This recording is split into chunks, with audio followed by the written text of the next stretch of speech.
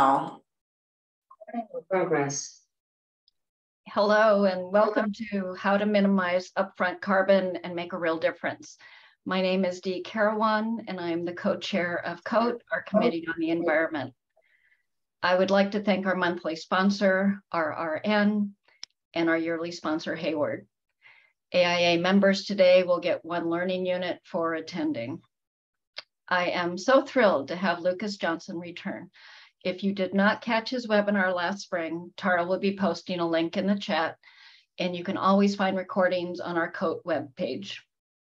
Today's talk is part of a decarbonization series hosted by Central Coast Green Building Council and the Ventura AIA COAT. You can visit CCGBC's website for more information.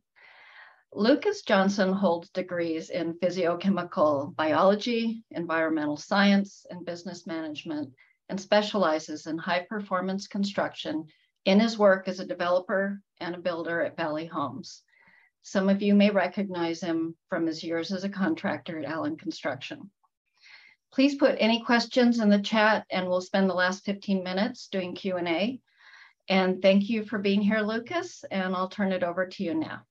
Yeah, it's a pleasure to be here. Thank you. It's always nice to reconnect with this area. Gosh, I miss being, I went to the Bren School for my grad studies, and that was a real good time being above a surf spot and all that. Not too shabby. So definitely always happy for an excuse to come back out to this region, help out, see what's going on out here. Still, have a lot of love for this area.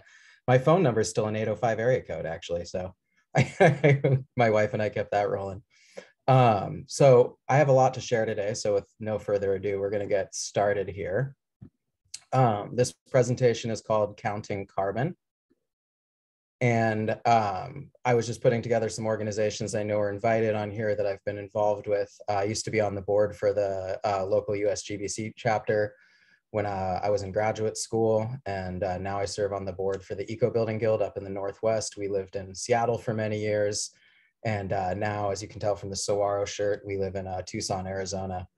And the idea of this presentation is how good buildings can make a real difference. And unfortunately, a lot of this is going to kind of tie back into some regrets about some of the work that I did in the days when I was working in Santa Barbara, not having a full perspective of the ingredients that made up some of the materials that we were using and the net carbon implications of that, right?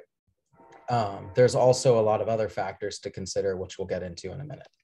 But the carbon is the focus of today. And mostly we're going to be talking about upfront carbon, but we also want to have a perspective of the full carbon life cycle of the built environment. So who is Valley? This is our Muse project that we're about the first unit starting to look like this. The rest of them are still under construction. It's a missing middle scale housing in Phoenix, Arizona. And I'll summarize it this way. If green building is a video game, Phoenix is the final boss, at least in my experience. It has been exceptionally difficult, but a very rewarding and interesting process. And the reason we do development is to help encourage positive change through what we think of as applied research, because building science and just the scientific method, the scientific process is the number one thing we discuss. It's how we structure everything. Effectively, I run our building science consulting service and my business partner runs our development services, but we work together to make sure that everything is useful research. So yeah, we do development, as I mentioned. We like to call green building good building. I can get into more reasons on that later, but basically it's a lot less controversial. I've heard a lot of people say they don't want a green building, but I've never in my career heard someone tell me they don't want a good building. So good seems like an interesting place to start the conversation. And then the question becomes, how do you define that? Both my business partner and I are concerned parents. We both have 2 young kids. And we both love the great outdoors. And that's kind of what led us to green building, the built environment, or good building, as we like to call it, in the first place. This is my business partner, and this is myself. And oh yeah, as a reminder, I am on the board for the Northwest Eco Building Guild. Wonderful organization, provides great content as well. and would love to see us kind of unite the messaging and the work across the whole Western region, because there's so many similar conversations happening in Seattle as down here, as in Tucson and Phoenix, and we all need to work together. Things are getting pretty urgent. So not to be a bummer, but the big picture, I always like to start here, kind of the journey of science, right, is about the big picture and then asking questions, digging down further and further, right?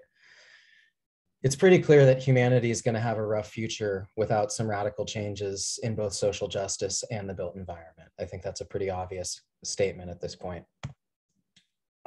These are my two kids hanging out with Smokey the Bear in a park in Tucson.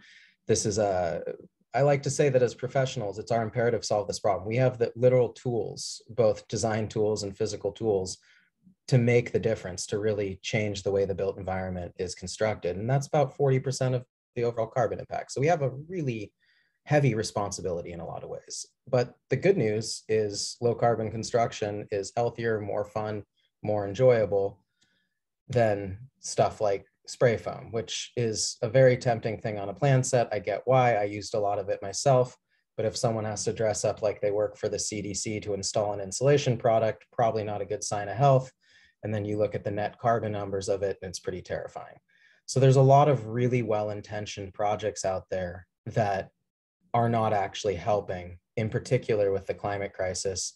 Also maybe having higher moisture failure risks, so health issues like mold or failure issues like rot. It's time for us to really start digging into this question of what ingredients really make up the products we're using, because you can't design the impacts of those ingredients out of your project.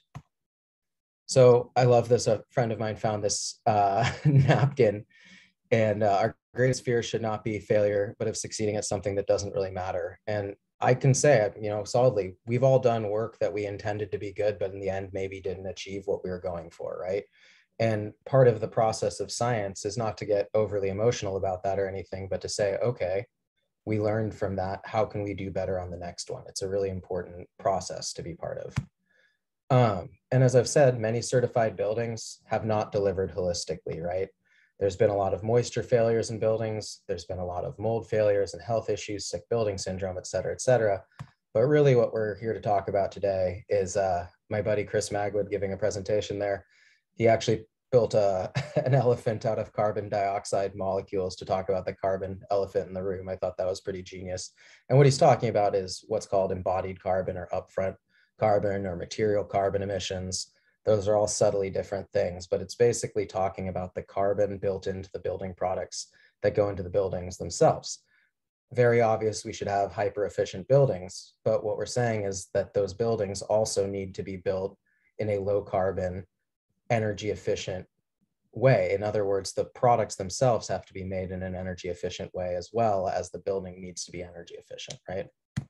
So what we like to come back to in Valley Homes and the conversations we have internally, one of our main sayings is the ingredients create the results, right? Because design is a really exciting thing to do. We like to think of buildings like cooking a meal, right? If we have selected really good ingredients, it becomes really good, really enjoyable time to cook that meal. And you almost always end up with really good results unless you really screw it up, right? So using good ingredients is the core of a lot of the work that we do. And so procurement becomes probably the single most important thing in our design scope. We don't design something and then say, hey, we'll figure out later. We select our materials palette very, very carefully with making sure the ingredients are low carbon, healthy, durable, et cetera, et cetera. And then we design from there. And it's been a really fun, almost magical design process to work from that perspective.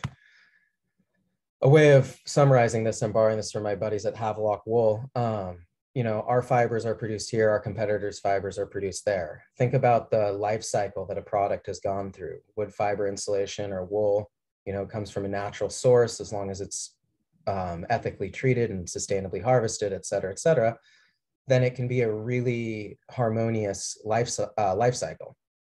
If products are coming through a very energy intensive, toxicity intensive process of, like big chemical production and all that stuff, then there's nothing you can do in design to remove those impacts.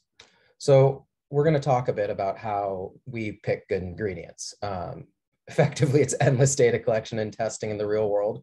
Our focus is applied research in hot mixed climates, which is basically the American Southwest. It actually applies very well to this climate zone, with the caveat of the ocean causes some curveballs with moisture and salt.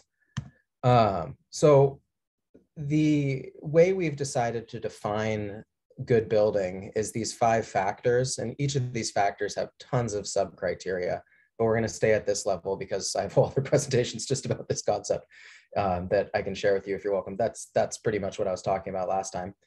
And these 5 factors are comfort and health, efficiency and renewables, durability and resiliency, social equity, and embodied injustice. So are people being poisoned in the process?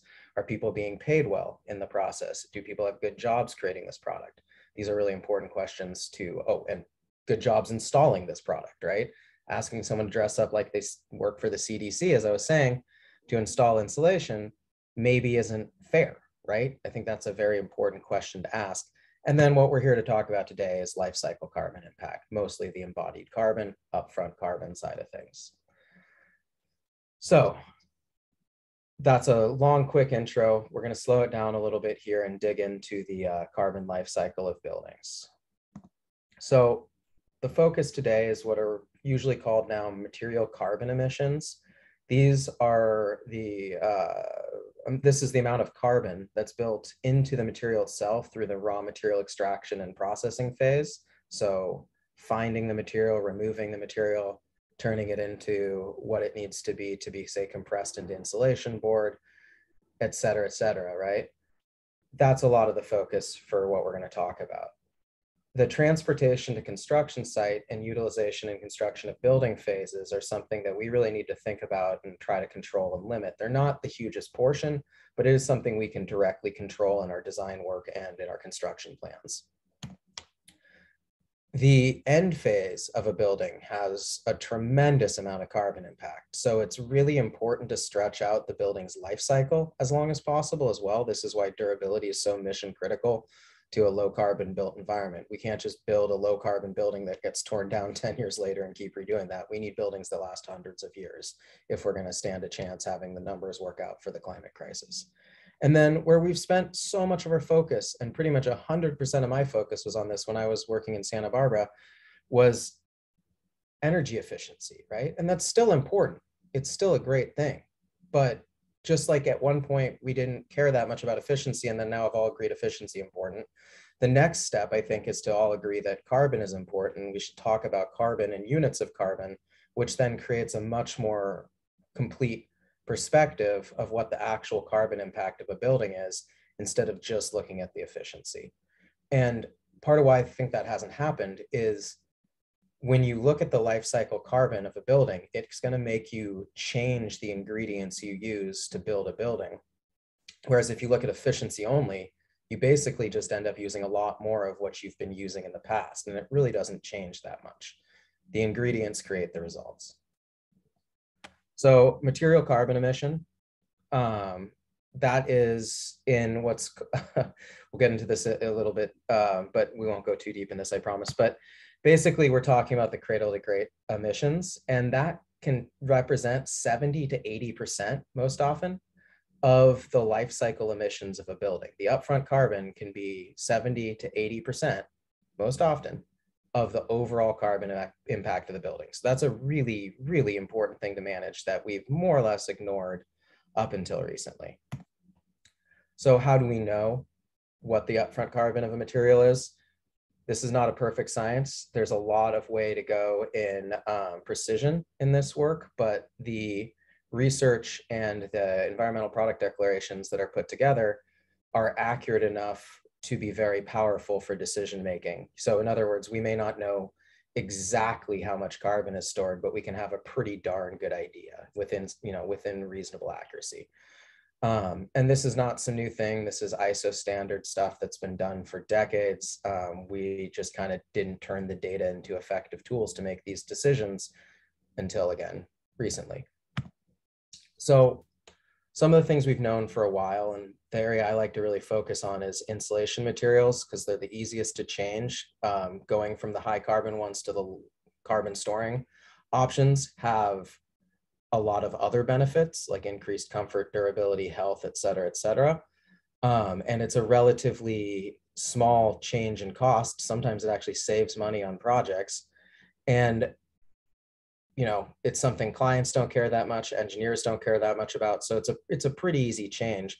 And what's crazy is insulation is often about half the carbon impact of the entire building. So changing it is also very, very powerful in your overall numbers. And why is that? Well, some materials like spray foam have exceptionally high carbon impact as the blowing agents, but also because of the fact that it's made out of a bunch of chemicals, fossil fuels, et cetera, that have to be harvested and go through all these stages of processing to become spray foam, right? So there are lower carbon emission spray foams. If you are going to use them, please at least specify the HFO blowing agent ones instead of the HFC.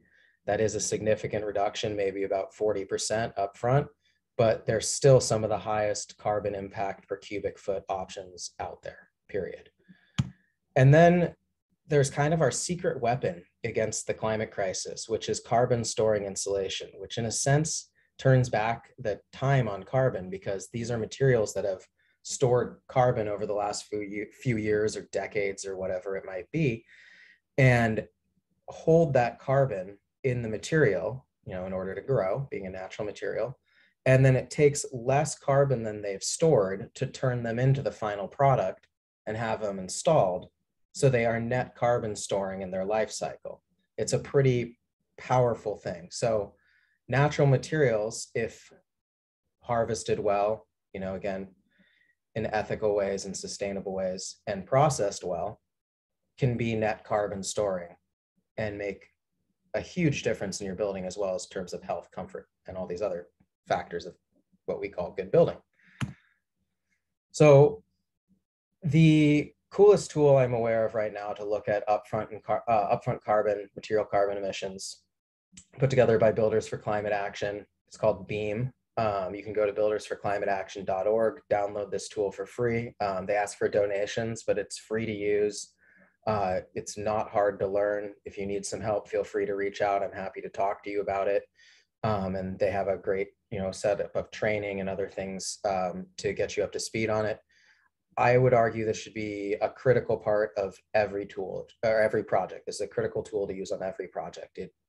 It creates, in a way, game-changing results that help you know that you're likely to be making a real difference with the buildings that you build, instead of just being like, I hope this saves carbon. It really helps you feel confident that you're doing that work. So what's this process to use this tool? This is something we use in a lot of our decision making. We had a kind of first step before getting into the tool itself, which is calculating for context and climate. We work in our building science services. We work in a lot of different climates, from the Pacific Northwest to California Central Coast to Phoenix, Arizona. So climate is very important. And then also the other thing that's critically important is how much carbon impact is on your local grid in terms of the pounds of CO2 per kilowatt hour of electricity consumed. That varies dramatically. In Tucson, where we have a lot of coal and natural gas, our electricity is about 20 times the carbon impact per kilowatt hour than it is in, say, the city of Seattle, where they have a nearly carbon neutral grid. So understand how much carbon you're actually going to save, you need to know how many pounds there are per kilowatt hour, so you can multiply that times your relative energy savings through your energy efficiency measures to translate your energy efficiency metric into a carbon metric over time, right? And then you can compare that to your upfront carbon and see where you're really at. So first phase is how many kilowatt hours per year is this building going to use? Modeling is really important. Always verify your models with real world performance, because there's a lot of things in the real world that make it so models aren't accurate in the end, but they're a good starting point. So in this case, we were looking at, this is like a 4-bedroom, 3-bath, single family home in Phoenix, Arizona for this one. And we are looking at about 250,000 kilowatt hours per year. And then the question is, how many pounds of CO2 per kilowatt hour exist on that? So we found from a local utilities have to put out these things called power mix reports every few years. I think it's every 3 years. And they'll tell you how many pounds of CO2 exist per kilowatt hour or megawatt hour. And you can just do some math and figure it out. So in this case, it's a very low carbon impact grid, which means that even though this building's still using a good number of kilowatt hours per year, the actual amount of carbon that translates to is pretty low because the grid is basically decarbonized already, right? And in the context of California, where the grid is very rapidly moving towards decarbonization, the embodied carbon becomes a bigger portion of the overall carbon impact. In the city of Seattle, where it's a carbon neutral grid, more or less, embodied carbon is roughly 95 to 98% of the carbon impact in the first 15 to 20 years of a building. So you have to get the ingredients right. So this is about understanding your context and how important it is to use carbon storing materials based on the operational carbon or energy efficiency context, right? And then we got to ask, okay, with the materials we're going to use to build this building, how much carbon is built into the building up front, right? Oh, and another pro tip is limiting fasteners. This is showing exterior insulation where the carpenters got a little enthusiastic and put maybe like 15 to 20 staples per board when we said you should put 2 staples per board. And it actually did lead to maybe a 20% roughly decrease in overall delivered performance. So limit the number of fasteners you use. Obviously enough for structural, but no more. So digging into this BEAM tool, which is now, through Google, I guess Google Sheets or whatever that's called. And it's really easy to access. It's really interesting. I really do encourage you to use this on your projects. It's about asking again, what's the carbon footprint of the materials for your next building project? Easy to use overall. It's a little nuanced. There are some things where it could be improved, but that's true with all kind of new things that are out there, but relatively wonderful job they've done putting this together. Effectively, you input building dimensions and then make some material selections, and BEAM will show you a bunch about your carbon impact, and then you can start figuring out how to reduce it. So walking through that, here's kind of the enter project info page. You put in how many stories above grade, what's the, I created an imperial calculator because, square meters is kind of annoying sometimes. So you can calculate everything in, square feet, and then it goes back to the square meters thing that the back end of the tool runs on. It was put together in Canada. That's why there's the square meters. And you enter your project dimensions, right? And then you go through and start defining assemblies, right? This is where it gets really interesting. So one of the questions we had at this Muse project, that 4-unit development I showed you at the beginning of the presentation, is what is going to be the overall carbon impact, and how do we minimize that? And we were mostly thinking about insulation, right?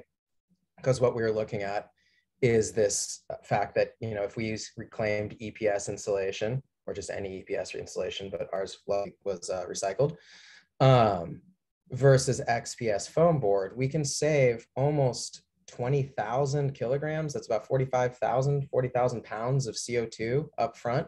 So oftentimes you'll see the pink or blue, the XPS, specified because it has an extra R1 per inch. But is that extra efficiency ever going to pay back? Is it going to make a real difference for the comfort? Probably not.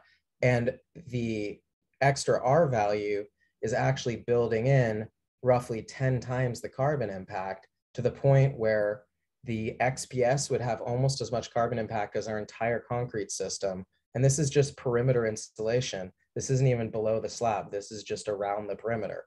So it's pretty mind-boggling to see some of the numbers and how much carbon impact the insulation can have. But you also really need to pay attention to minimizing concrete. We'll get into that in a second. So a point I like to make is sometimes installing nothing is a lot better than installing high carbon impact insulation. On the right, you can see a little snippet of our Muse project before we put on our air barrier and waterproofing and exterior insulation. In this case, it was a wood fiber board insulation product that is carbon storing and really good for climates where there's big changes in temperature throughout the day. But part of the reason we selected the wood fiber board insulation, not just the performance, but that it's net carbon storing. If you look at other options, like say mineral wool board, that could be 13,000 kilograms, so almost 25,000 pounds roughly, of carbon impact built into the building up front, which is a huge amount. That's basically a year of operational carbon of all the buildings operating together up front in your insulation material. If you chose to wrap the building in XPS foam board, which would be a really bad idea for moisture, for the building to be able to dry because foam board's vapor closed, we're now talking about above grade insulation on walls on the exterior side. You would be building in almost the entire carbon impact of the whole building, everything up front, just in your exterior insulation, right? That is crazy. And that's at 2 inches of thickness. Now, wood fiber board gives you the potential to not only have less carbon impact, but actually some carbon storage to bring down your overall numbers.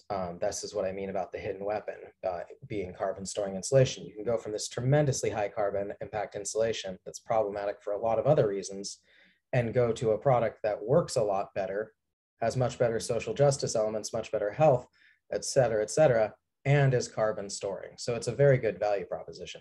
But that stuff's relatively expensive. So if you can't afford it, the question becomes, do you need it? And in this climate zone in Santa Barbara, Central Coast, you can get away without exterior insulation pretty easily. So maybe save the carbon impact and save the dollars and put that towards something else to make the wall assembly, roof assembly work well. I grew up loving Star Trek, so that's why I use this image. But another point I like to make is I hear all the time about these space age materials, the aerogel stuff, vacuum insulated panels.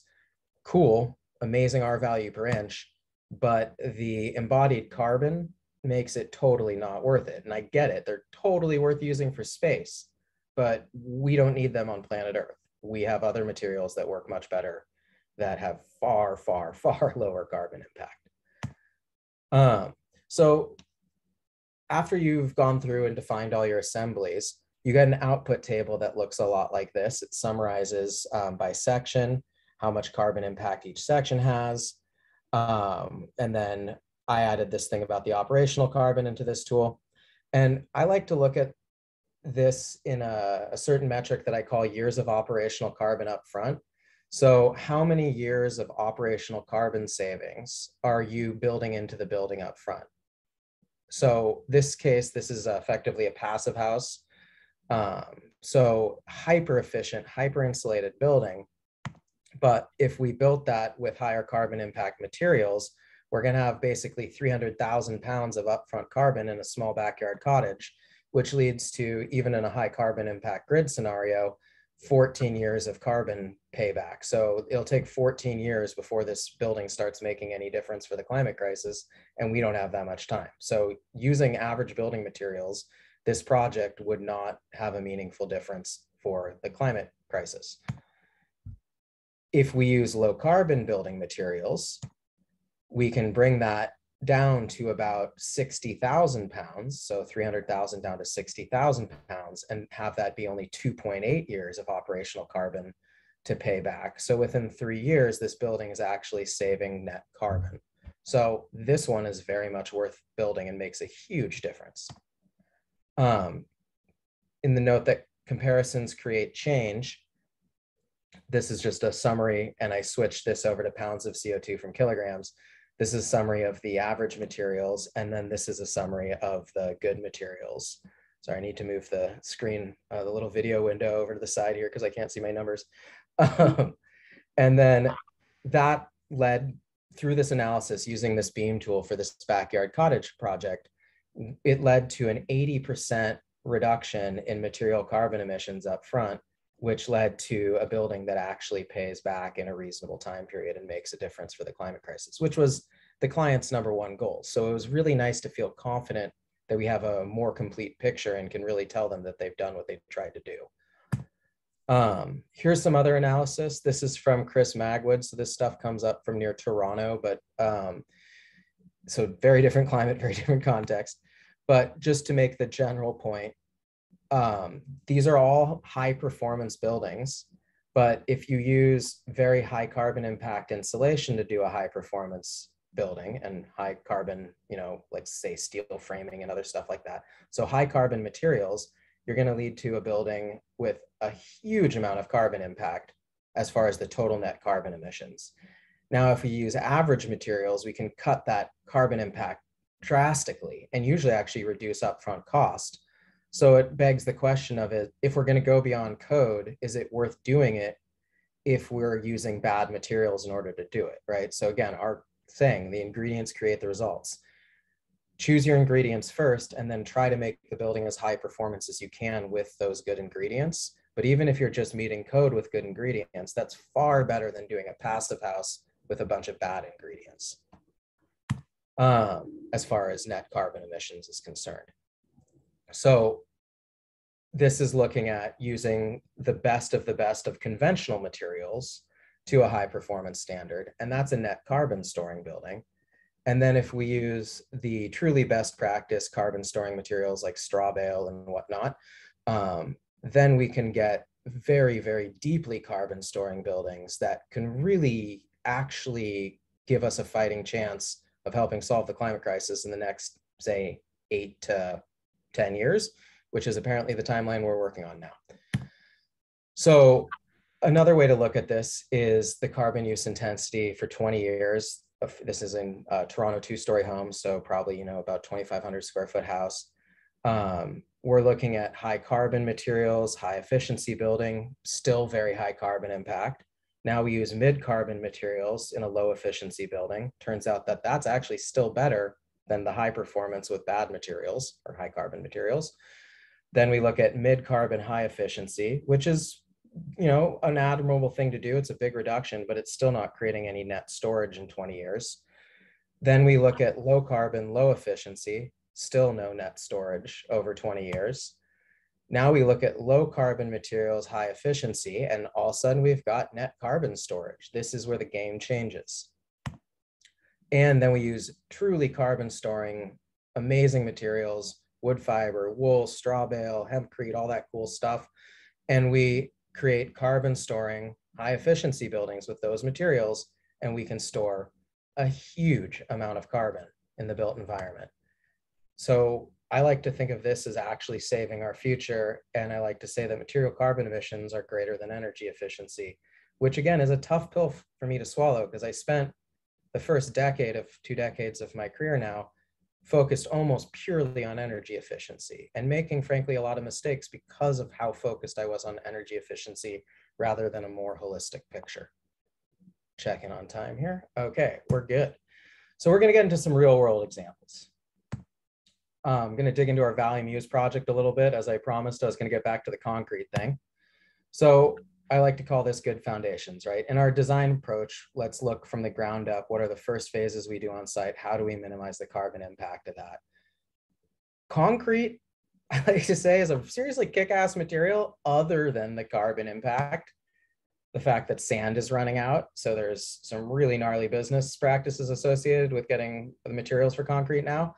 It's very expensive right now, and it's really hard to install well in the heat of Arizona. So we do love concrete as a material, but because of these other 4 reasons, we are very, very passionately looking for other options to do concrete-free foundations, or at minimum to minimize the amount of concrete we use. And in this case, I have to call ourselves out.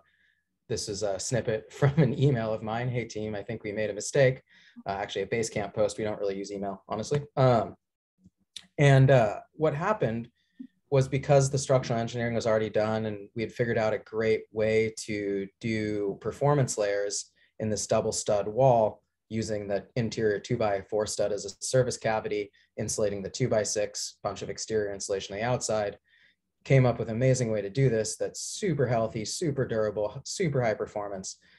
But the problem is because the thickness of the double stud wall creates a wide foundation and also a lot of weight, the stem walls and footers themselves had to be massively oversized compared to what they would have been in a more conventional construction approach. So it led us to using the BEAM tool and other stuff we have access to dig into footings versus slab versus insulation. How do these things shake out? Like going into a little more detail there. So the embodied carbon of our footings ended up being very, very, very high, 28,000 kilograms, almost, let's see, 60,000 pounds of carbon built into just the footings. That's including the stem wall and the footings, actually. And then the slab, which was the part we were actually worried about the carbon impact of, because there's so much slab area at 4 inches of thickness, ended up being far, far, far less than the stem walls and the footers, because of the fact that we had stuck with a double stud wall. And then going back to this embodied carbon of sub-slab insulation side of things, if we had chose to use XPS foam board, we would have had more than double the carbon impact of all of the concrete in the insulation material itself. So we ended up using EPS because that was the lowest carbon impact up front, still about half that of mineral wool.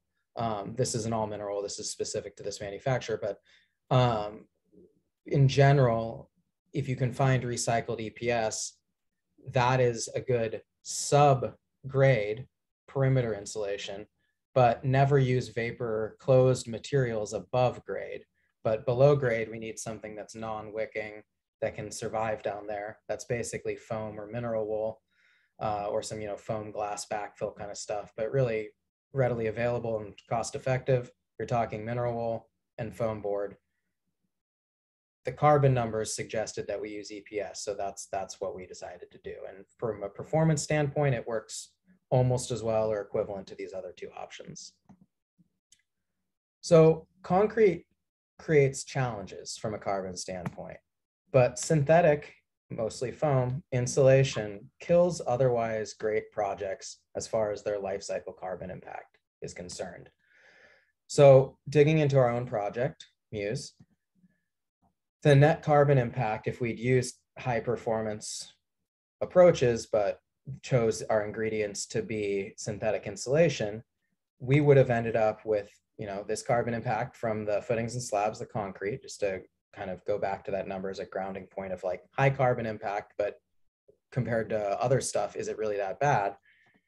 Well, it turns out that if we'd used XPS for the foundation walls, we have almost as much, or, I guess half again as much carbon impact as all of the concrete.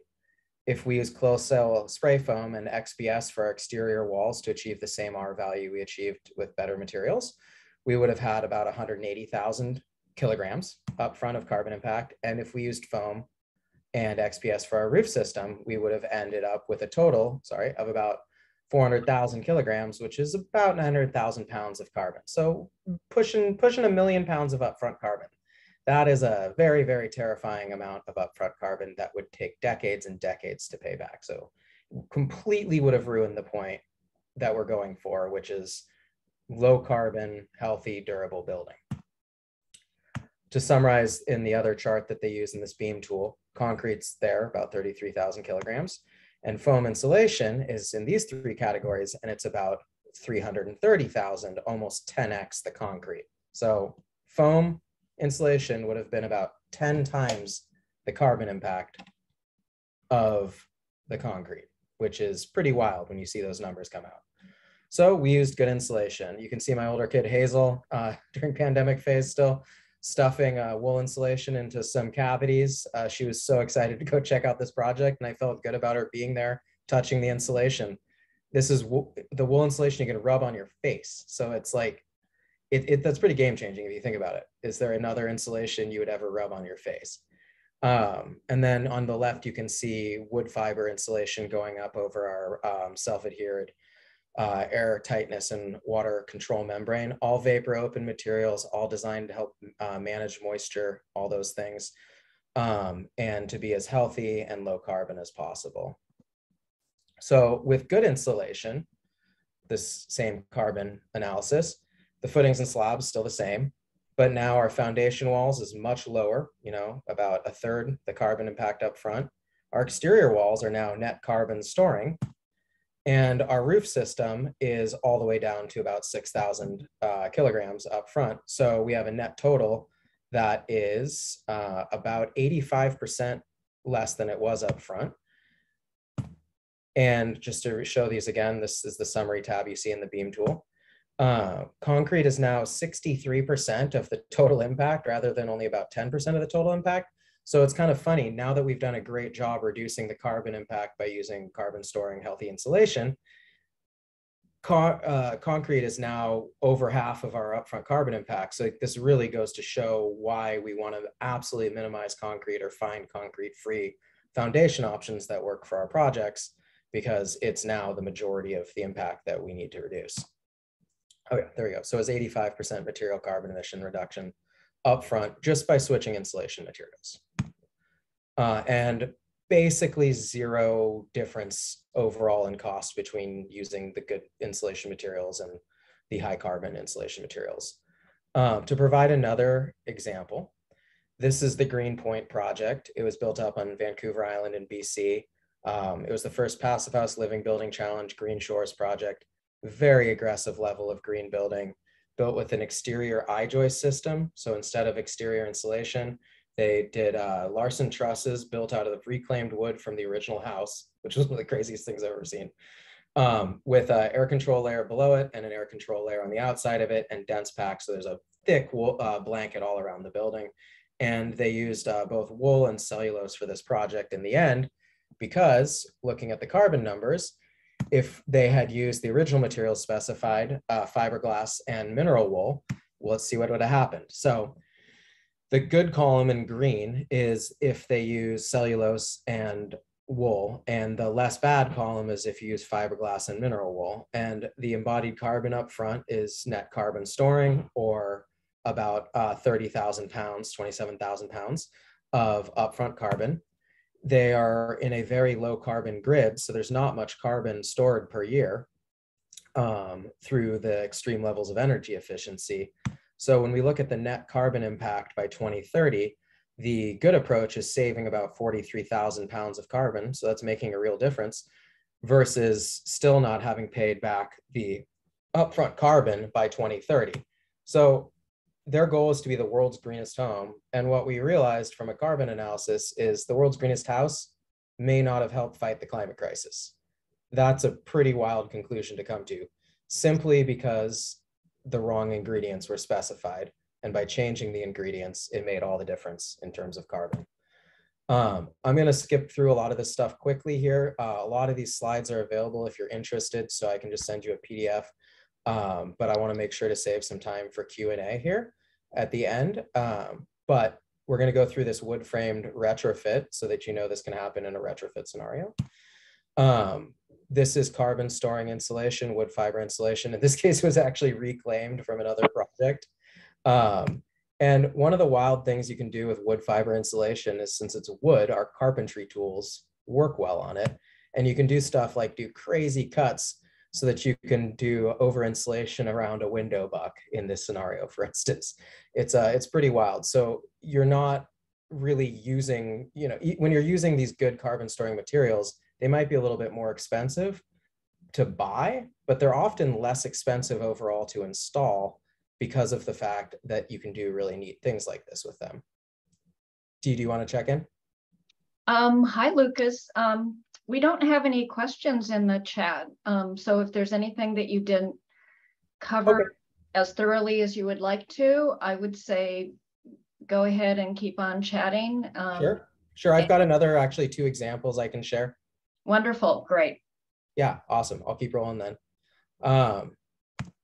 So once you've got, well, now we've switched climate and context, right? So we're in Seattle. So instead of having this wood fiber board, which is rated as a waterproofing layer, exposed to the outside, it's advantageous to keep that wood inside the airtightness membrane as long as that's vapor permeable, right? So in this case, in Seattle, we put on our warmth layer first, and then we put our hard shell jacket over that. That's how humans operate. So that's how we were approaching this building, right?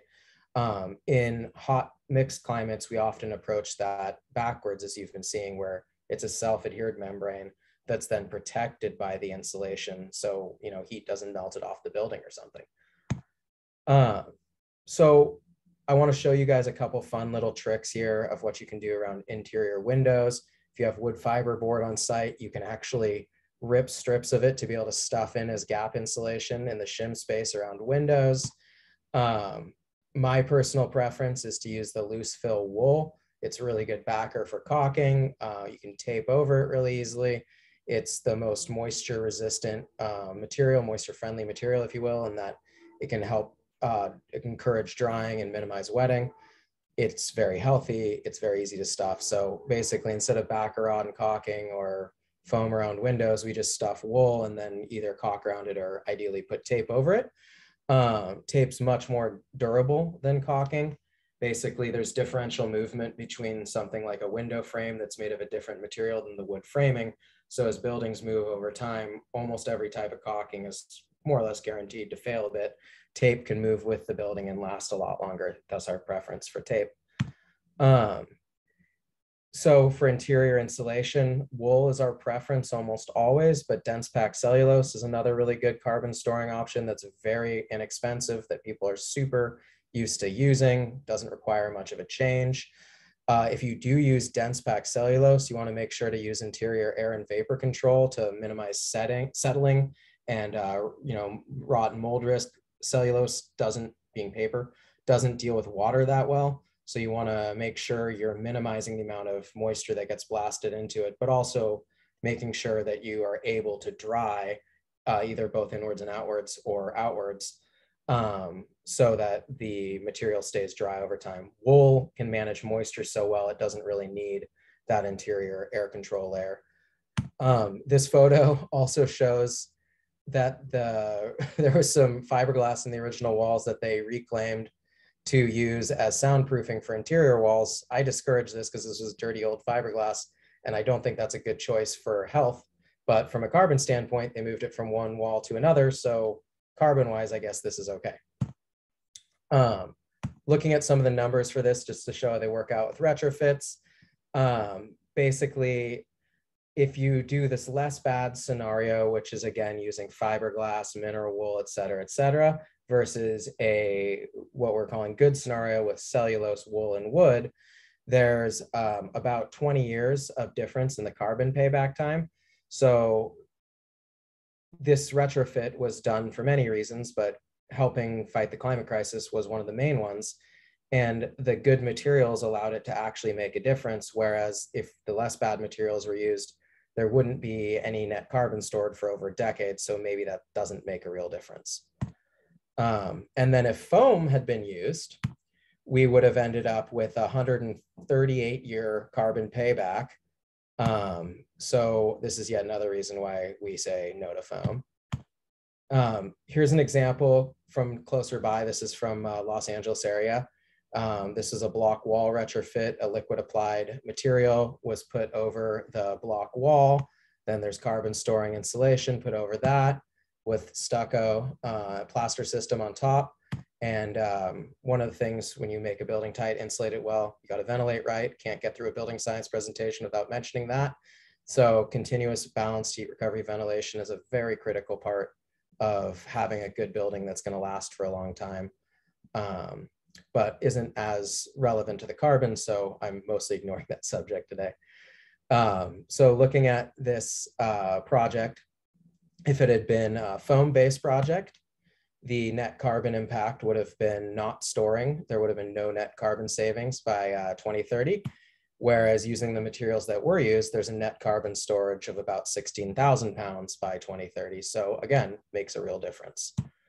And the last thing I'm gonna talk about today, I'll leave it with this, is I like to call this sequencing for success. Assembly systems that can save the world are a bit complex. So this project we're working on right now in Tucson, it's gonna be rammed earth, straw bale, but also basically passive house level performance. So good materials, but the highest levels of performance as well. Those assembly systems get a little complex. And one of the things we've been playing around with, since it's hard to do this in design software, very time consuming, and I do a lot of PowerPoint, to communicate the, as I mentioned, straw bale, rammed earth.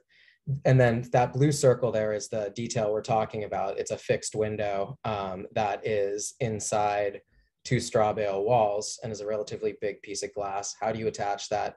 How do you air seal durably from, a window frame to straw bale with plaster over it, et cetera, right? So the detail ends up looking very complex, right? Like this is kind of a lot to pass off to a builder who's not familiar with the project or the materials, et cetera, to just have this.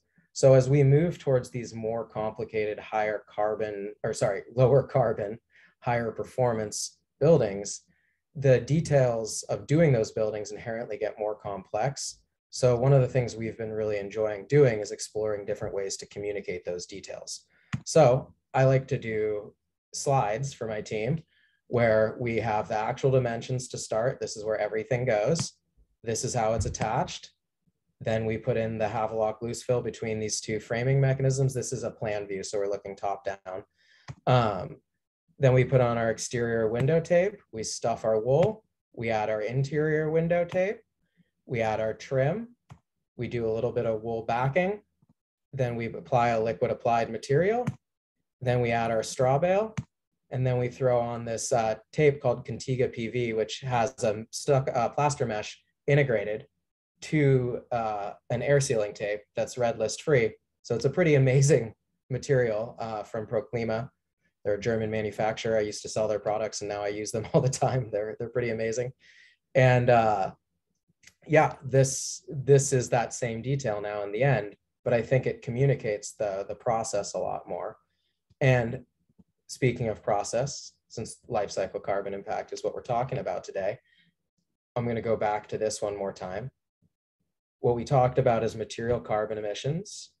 And this is about 75%, if you want to remember one number, 75% of a building's life cycle carbon emissions are the materials it is built out of. We need to do a better job understanding the ingredients and minimizing the carbon in those ingredients. These are the things that we can really consider and control as project teams, transportation, utilization, and how it's installed. And then also the durability side of buildings. We really need to do a better job as we move towards high performance buildings that don't dry as well. Water is the destroyer of all things. We need to do a better job managing water in our buildings as they get higher performance so that they are actually durable. And then we can actually have carbon storing buildings that last, that are comfortable, that are beautiful, all of that. And this may sound constraining, but we've found this process of using this type of thought to restrain what materials we use to good ingredients and having a very firm do not use list has been absolutely game changing and has made the projects we work on more fun because everyone's just in agreement on what not to use and what we should aim for. And that what not to use thing is maybe the most critical thing. On that note, I'll leave this contact info up. We love collaborating on these projects. It's me and my business partner, Austin. We have a website, valleyhomes.com, and you can follow the builds that we do on Instagram at Valley Homes.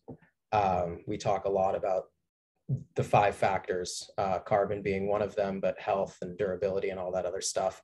So yeah, great building science nerd resource. And yeah, with that, I think I'll open up to questions. I'm not sure if any have come in. I see the chat has a few things. There are a few. So from Mark, do you have experience with FSC lumber and what kind of carbon storage does it have? Yeah, so that's a really interesting one, right? There's a lot of debate around wood products and the net carbon storage because it really depends on which forest they come from. Generally, the rule of thumb is regardless of FSC or whatnot, if FSC is the best wood as far as certifications are concerned, broad scale certifications, FSC is the one to go for. If the material comes from a cyclically managed forest where they've been, cutting down, regrowing, then that's likely a net carbon storing material. If it comes from the first cut of a forest, there's so much soil carbon and other things that are released during that very destructive first cut, where no matter how good the wood is and the certifications, it's very likely not carbon storing. So it's important to try to procure wood from cyclically managed forests, which is a big part of FSC, but isn't always a requirement. Interesting. And then from Paul, how does rock wool rigid board fare under residential or tile roofing? Is this the best alternative if the lead time for wood fiber board is not an option? Yeah, that's a great question. I mean, it's going to depend on your overall, and hi, Paul, good to hear from you. Yeah, it's probably a pretty good option. The thermal diffusivity properties of it, which is how well it holds heat within the material itself, can be a bit problematic in that kind of assembly because we'll have relatively hot continuous temperatures for weeks on end during summer. So that material itself will heat up and almost become like a radiant heater. But if there's enough fog coming in and cyclical cooling, so in other words, it's getting cold at night and cold enough at night to make the insulation material cold, and you thermally decouple the insulation from the roof itself, because tile or metal or anything directly on it's going to conduct heat, you need to have that ventilation channel, but that also serves as a thermal break between your cladding or roofing and the insulation below it. So yeah, I mean, it is definitely one of the materials I'd put on the list. Cork insulation could be another option. That's been a little bit easier to procure. There's also a American-made wood product from Timber HP. They're in Maine, I believe. And they're releasing 3 products next year. Fingers crossed that actually happens. A loose fill or dense pack called Timber Fill. So it's a blown wood fiber product. They're going to have a bat product, Timber Bat, and a board product. Guess what it's called? Timber Board. They actually used logical names that are clear for the products. It's a really refreshing thing. So I would really try hard to get a product like cork or wood. If you're going to do mineral wool, you're going to have to be pretty careful about the overall assembly. For a roof too, mineral wool is not going to slow down water too much. So if the roof has any leak, then it's going to get through the mineral wool super quick. And maybe get a little bit trapped in there. So having, again, that ventilation channel to encourage drying, mission critical, and that also creates that thermal separation. And if you can, put the mineral wool down and then cover it with a vapor open membrane. So that's waterproof. So water can't get through it, but if it does, it can dry out. And the air tightness will also make the insulation perform way better. Because otherwise air can kind of get around the seams and stuff and get into there. So yeah, it's a long rambling answer. It very much depends on where the building's located and what the full assembly is, but it's not one of the materials that's off the list. To begin, that would be XPS foam board, closed cell spray foam. Those are just off our list. Mineral wool is something we use occasionally. Great. And then 2 questions from Dennis, and that's the end of our questions. What's the low carbon way to insulate a vaulted roof? And are there low carbon products in any SIPS panels? All right, I'll address the first one or the second one first. Not yet, but that's definitely something that there's been rumblings of for a long time, is like a wood fiber SIPS, right? You can use a much thinner sheathing layer or shear layer. So like 1/4 inch plywood on either side of wood fiber insulation can work as a shear panel. From some research that was done up in Canada that I was involved with the Canadian Wood Council. Unfortunately right now, you're kind of stuck if it SIPs with OSB and foam, which can have some toxicity issues because of the glues in the OSB, and then certainly drying issues because that's a fully vapor closed assembly. So especially if you're in like a marine spray region, I was pissing my wife off as I ran down a dock yesterday to get a photo of an OSB building in Morro Bay that's just sitting there getting sprayed by marine spray in the fog. And I'm like, I give that building 5 years max till it's redone. So those are kind of risky materials from an overall durability performance in this climate, and they're not really great options as alternatives. And if you are using them, just make sure you're doing a really good job with your air sealing and waterproofing, and try to make that air sealing and waterproofing vapor permeable so that the assembly can dry at least inwards and outwards. It's never going to dry through itself, but it'd be great if it can dry both ways out. Low carbon way to insulate a vaulted roof, great question.